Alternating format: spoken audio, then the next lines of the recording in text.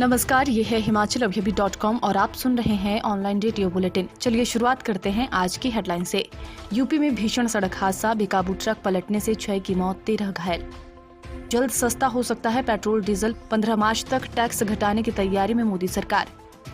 मध्य प्रदेश के खंडवा में बीजेपी सांसद नंद कुमार सिंह चौहान का निधन, पीएम और सीएम ने जताया दुख।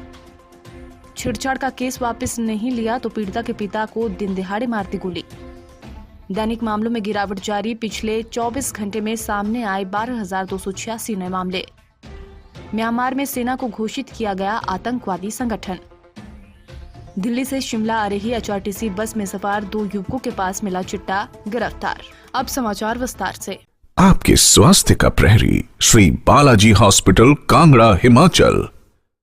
यूपी के कानपुर देहात में मंगलवार को भीषण सड़क हादसा हुआ। भोगनीपुर कोतवाली क्षेत्र के मऊखास गांव के निकट अनियंत्रित होकर ट्रक मुगल रोड के किनारे पलट गया। हादसे में ट्रक सवार 3 महिलाओं समेत 6 लोगों की मौत हो गई, जबकि 13 लोग घायल हो गए हैं। गंभीर रूप से घायल 8 लोगों को प्राथमिक उपचार के बाद सीएचसी पुखराया से जिला अस्पताल रेफर कर दिया गया है। थाना घाटमपुर के बरनाव गांव निवासी ये लोग भोगनीपुर से ट्रक पर से आलू बिनने सिरसागंज जा रहे थे। मऊखास गांव के निकट चालक के गाना बजाने के दौरान ट्रक अनियंत्रित होकर मुगल रोड के किनारे पलट गया। पेट्रोल और डीजल की कीमतें आसमान छू रही है, लेकिन जनता को राहत देने के लिए वित्त मंत्रालय पेट्रोल और डीजल के एक्साइज ड्यूटी घटाने की योजना बना रहा है। सरकारी सूत्रों के अनुसार 15 मार्च तक तेल पर टैक्स घटाने के बारे में फैसला लिया जा सकता है। इस संदर्भ में केंद्रीय वित्त मंत्रालय से जुड़े एक अधिकारी ने बताया कि इस मामले में राज्यों, तेल कंपनियों और तेल मंत्रालय बातचीत कर रहे हैं। इसमें तेल कंपनियों से सहमति मिलने की उम्मीद है। मध्य प्रदेश की खंडवा लोकसभा सीट से बीजेपी सांसद नंद कुमार सिंह चौहान का निधन हो गया है। उन्होंने दिल्ली एनसीआर के मेदांता अस्पताल में आखिरी सांस ली। चौहान कोरोना वायरस से संक्रमित हो गए थे और अस्पताल में उनका इलाज चल रहा था। वे काफी लंबे समय से कोरोना की चपेट में थे। उनके निधन पर प्रधानमंत्री नरेंद्र मोदी और मध्य प्रदेश के मुख्यमंत्री शिवराज सिंह चौहान ने शोक व्यक्त किया है। डॉक्टरों के अनुसार बीजेपी नेता के 90% फेफड़े संक्रमित हो गए थे।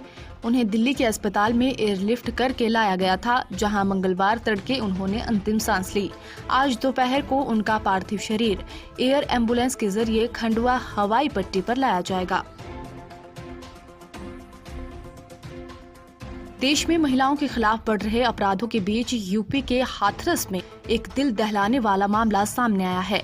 यहाँ सासनी क्षेत्र के नौजरपुर में एक पिता को बेटी के साथ हुई छेड़छाड़ के खिलाफ केस दर्ज कराना महंगा पड़ गया। 2018 में दर्ज छेड़छाड़ का मुकदमा वापस नहीं लेने पर पीड़िता के पिता की दिन दिहाड़े गोली मारकर हत्या कर दी गई।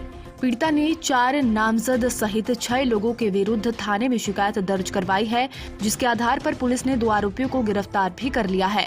पुलिस ने बताया कि हमले का शिकार हुए शख्स ने मुख्य अभियुक्त पर 2.5 साल पहले छेड़खानी का मुकदमा दर्ज करवाया था। इसके लिए वे 1 महीने जेल भी गया था। आरोपी की मृतक की पत्नी और मौसी की 2 बेटियों से कहासुनी हो गई। इसके बाद आरोपी और मृतक में बहस हो गई और उसने परिवार के कुछ लड़कों को बुलाकर उन पर गोली चला दी। देश में कुछ दिनों से कोरोना के दैनिक मामलों में लगातार बढ़ोतरी हो रही है, लेकिन हाल ही में एक बार फिर कोविड-19 के दैनिक मामलों में गिरावट दर्ज की जा रही है। पिछले 24 घंटे में देश में कोरोना के 12,286 नए मामले सामने आए, जबकि सोमवार को 15,510 नए मामले सामने आए थे। बता दें कि इससे पहले करीब 1 हफ्ते तक कोरोना के दैनिक मामले 16,000 से ऊपर आ रहे थे। केंद्रीय स्वास्थ्य मंत्रालय की ओर से जारी ताज़ा आंकड़ों के मुताबिक देश में पिछले 24 घंटे में 12,286 नए मामले सामने आए हैं। इसके बाद कुल संक्रमितों का आंकड़ा बढ़कर 1.11 करोड़ यानी इसके बाद कुल संक्रमितों का आंकड़ा 1 करोड़ 11 लाख के पार चला गया है। शेष समाचार ब्रेक के बाद।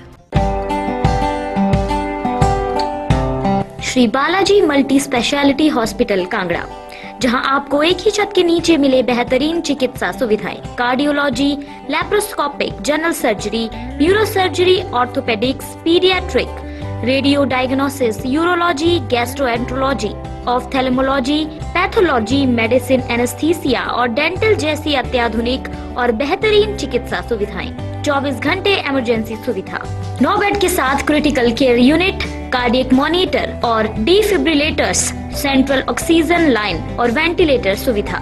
हिमाचल प्रदेश के सबसे बड़े निजी स्वास्थ्य सेवा प्रदाताओं में से एक Shri Balaji multi speciality hospital Kangra राष्ट्रीय स्वास्थ्य बीमा योजना के साथ सूचीबद्ध Shri Balaji multi speciality hospital Kangra BPL परिवारों के लिए अस्पताल में कैशलेस भर्ती होने के साथ ही ईसीएच की भी सुविधा। हमारा पता Shri Balaji multi speciality hospital, Balaji Vihar, Ujjain, Kangra. संपर्क करें 9218411108 पर। Shri Balaji multi speciality hospital Kangra. देश की लोकतांत्रिक रूप से चुनी गई सरकार को बेदखल करने वाली म्यांमार सेना के खिलाफ प्रदर्शन चौथे हफ्ते में प्रवेश कर गया है। सुरक्षा बलों ने देश भर के कस्बों और शहरों में प्रदर्शनकारियों पर हिंसक कार्रवाई शुरू कर दी। हालांकि इसके बाद भी प्रदर्शनकारी सड़कों से हटने को तैयार नहीं हैं। लोगों पर स्नाइपरों का इस्तेमाल किए जाने से नाराज अपदस्थ नागरिक सरकार के सदस्यों ने सोमवार को सेना को आतंकवादी संगठन घोषित कर दिया। काउंटर टेररिज्म लॉ के उल्लंघन और आतंकवादियों जैसे कृत्यों के लिए राज्य प्रशासन परिषद ने सेना को आतंकवादी समूह घोषित किया। हिमाचल की राजधानी शिमला में बालूगंज पुलिस थाने के तहत तारादेवी के पास पुलिस की एसआईयू टीम ने एचआरटीसी बस में सवार 2 युवकों को 32.23 ग्राम चिट्टे के साथ गिरफ्तार किया है। आरोपी सोलन जिला के कसौली उपमंडल के जाबली के रहने वाले हैं। दोनों आरोपियों को गिरफ्तार कर लिया गया है। पुलिस के मुताबिक मंगलवार सुबह कालका शिमला हाईवे पर तारादेवी वर्कशॉप के पास पुलिस ने नाका लगाया हुआ था। उसी समय दिल्ली से शिमला आ रही एचआरटीसी बस को चेकिंग के लिए रोका गया। तलाशी लेने पर बस में बैठे 2 युवकों से 32.23 ग्राम चिट्टा बरामद हुआ। आरोपी की पहचान कसौली के जाबली गांव निवासी रोहित और हनी के रूप में की गई है। फिलहाल के लिए ऑनलाइन रेडियो बुलेटिन में इतना ही। आप बने रहिए हिमाचल अभी के साथ। नमस्कार।